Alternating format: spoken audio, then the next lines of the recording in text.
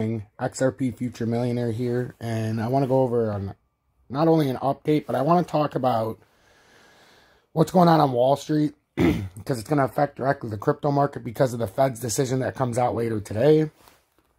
It's not a time that you really want to be too much into the stock market or heck, even the crypto markets as of right now. We can see gold, and I've been watching gold and silver very closely.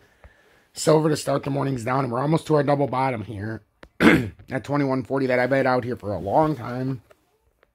We're going to see if we can hit it. It looks like if we can hold this, this would extend out, and this would come way, way up if this were to break to the upside. My fear is this breaks to the downside. So, as we can see right now, we've got a little bit of sideways and down. Now, can it bounce off of this and make a nice push up? Or are we finally giving away because we came down below the very critical daily time frame in the 200-day? So this is either going to hold this double bottom, and this is going to make a massive bounce up, or this is just going to simply roll down to here, and we're going to end up down at 1782, which is in the 4-hour time frame. I mean, the weekly time frame, not the 4-hour. Actually, it's not even way down there anymore. It came up a lot because we've been sitting in this area. Okay, the monthly's down there. So, we're either chasing the monthly or we're going to bounce off the weekly and the daily. We're in between the daily and the weekly right now with silver. So, it's definitely something to pay attention to. So, we have 2140 was our target. And then 1760 under that. We're right at the overhead target. Gold, we have a drop that we've been planning for a while. And I predicted it to come down to about 1683. Is it going to come down there? I don't know. I'm thinking it's going to come down and retest those areas, but it's been stubborn in this area.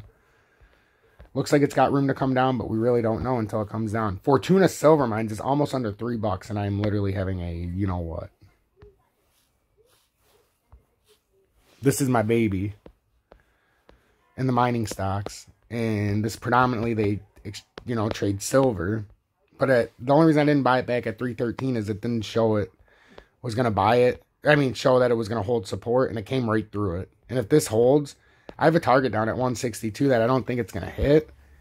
I mean, we've got some serious, serious problems here with Fortuna if it continues to come down, which is a good thing for us. It's come through every time frame. So, we're going to see how this works out, but this looks like it's trying to correct, and it's got a little bit of work to do still, in my opinion.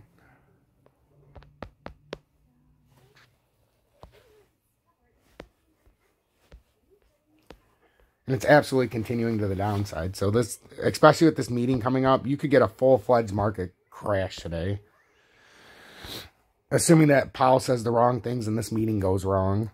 So now that we've seen a little bit of an update on the commodity side, I also got the US dollar that's at 96.58 down or up 2 cents. That's another one that looks like it's rounding the top. It's coming through in the 30-minute and the 200-day, and if it does, it's going to come down in that. We're going to see some interesting fireworks today, I have a feeling. So before I go into that article, the total crypto market cap's down 4.25 trillion to 1 billion, or 1.96% to 2.14 trillion. You've got Bitcoin is down 973 points, or 2.01%, back to 47,360. You got XRP down 1.92%, and it's at 79,624. One that I did notice popped off, and we talked about this a lot, at the support level at 6.7. If it didn't fall through to the next levels, we had this potential bounce. And we talked about this quite a bit, only because we're on this long sideways consolidation. And we said it could either come up to 7.8 or 8.4, but it was a great spot to buy. Great spot. But now it's going to reverse back down after. This came up to retest the 4-hour time frame, which we were kind of half hoping for, because a lot of people are in this still, which they should be, but now you've got an opportunity to figure out what you want to do. If you were in Doge with that run yesterday, be careful, because a lot of whale sell alerts. I might read an article about that coming up here in a minute. And then with XRP, I know a lot of people were like, hey, Tom, it went up to $113 all-time highs. Yeah, it was a glitch. It never even came close. In fact, it went up to 81 cents. I got a lot of comments yesterday, overnight while I was sleeping. Tom, what happened? XRP was buzzing. It went to all-time highs. Well, if XRP went to $100, don't you think a little more people would be... I'm telling you guys, that's not happening. Not like that. That's just a glitch. Get you excited. Likely what's going to happen today is we're going to crash. And after they say what they're going to say, we could find ourselves down there at 57 cents.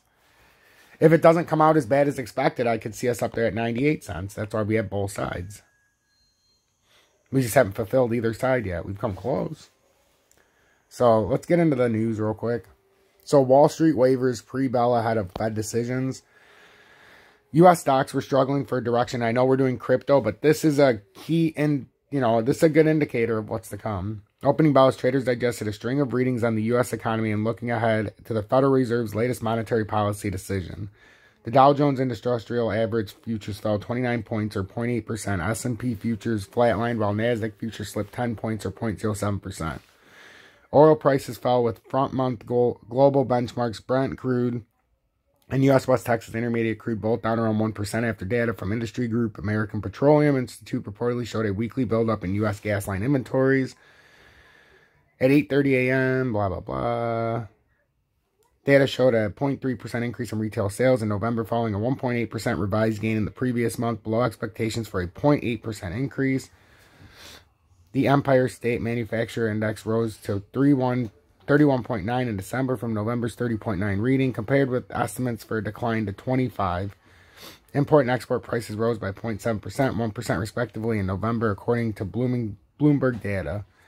At 10 a.m., data on business inventories are due for release with forecasters, and that's actually right now, calling for a 1.1% gain in October against previous month's 0.7% uptick. The consensus for the housing market index is at 84 for December. The Federal Open Market Committee is scheduled to release its policy statements at 2 p.m. Eastern Standard Time, so that's in 4 hours from now. In other world markets, Japan, Nikkei closed 0.1% higher. Hong Kong's Hang Seng closed 0.9% lower. In China's Shanghai Composite closed 0.4% lower. Meanwhile, UK's FTSE 100 fell 0.2%, and Germany's DAX index increased 0.4% in Europe's early afternoon session. On the winning side, Eli Lilly LLY shares gained 4.9% after the company lifted its 2021 guidance. Toyota Motors shares increased 2% after the company said expects its global material CCMP shares rallied 24% on a $6.5 billion takeover by Intrigas. On the losing side, Aspen Group is down 24% after company released fiscal Q2 results that trailed analysis estimates. Roblox, RBLS shares declined 4.1%, even as the company reported a 35% rise in November daily active users. So that's just a little touch up with Wall Street, because there's a lot of stuff going on. And then I wanted to read this because this is a really interesting, So, this is from the Bank of England. So, Bank of England labels Bitcoin worthless as UK inflation hits 10-year high. The Bank of England has said that Bitcoin may become worthless and that anybody who invests in the flagship cryptocurrency should be prepared to lose all they have invested. On Tuesday, December 14th, a member of the bank's staff wrote in a blog post published on its website entitled, "What is a Bitcoin worth?" saying that Bitcoin does not meet many of the requirements necessary for a currency and that it is intrinsically volatile. The staffer from the bank's stakeholder and media engagement division, Thomas Belsham, wrote the following: "Only 21 million Bitcoin will ever be created, and that might be worth something. The scarcity is why some people refer to Bitcoin as digital gold. But the very scarcity on which Bitcoin is based might also be its undoing. Its scarcity may even ultimately render Bitcoin worthless. Investors should prepare to lose it all. In general, coins are added to Bitcoin supply when miners authenticate modifications to its blockchain record, which presently stands at around 19 million, despite the fact that the final amount of Bitcoins in circulation is not likely to be achieved until February 2140. Belsham claimed that it would become more difficult to maintain the system over time. On this note, he added, simple game theory tells us that process of backward induction should really at some point induce the smart money to get out. And where that to happen, investors really should be prepared to lose everything eventually. Risk to the established financial system. Although Bitcoin value has surged as much as $67,000 this year, the central bank questioned whether the digital currency Bitcoin had any intrinsic value, cautioning investors about the possible risk. Indeed, the Bank of England's Deputy Governor Sir John Gumlove had warned that the first expansion of cryptocurrencies might pose a severe threat to the country's established financial system in an interview with the BBC earlier this week. Gumlove emphasized that the majority of risk comes from the volatility of digital assets, and if the value of the assets fall precipitously, this institution will be responsible for mitigating the impacts. Thus, Gumlove suggests standardizing rules for the industry to reduce risk. Their price can vary quite considerably, and they could theoretically or practically drop to zero. The point I think at which one worries is when it becomes integrated into the financial system, when a big price correction could really affect other markets and affect established financial market players. It's not there yet, but it takes time to design standards and regulations, he said. UK inflation is at a 10-year high. In November, inflation in the United Kingdom reached a 10-year high as consumer prices continue to surge. The consumer price index increased by 5.1% in the year to November, up from 4.2% in October, which was the highest rise in a decade and more than twice the central bank's prediction. Economic forecasters surveyed by Reuters had predicted inflation would reach 4.7% in November, while the Bank of England had forecasted that inflation would reach 5% in the spring of 2022, before easing to its 2% by late 2023. Monetary Policy Committee members will meet Thursday, December 16th to discuss whether to tighten monetary policy,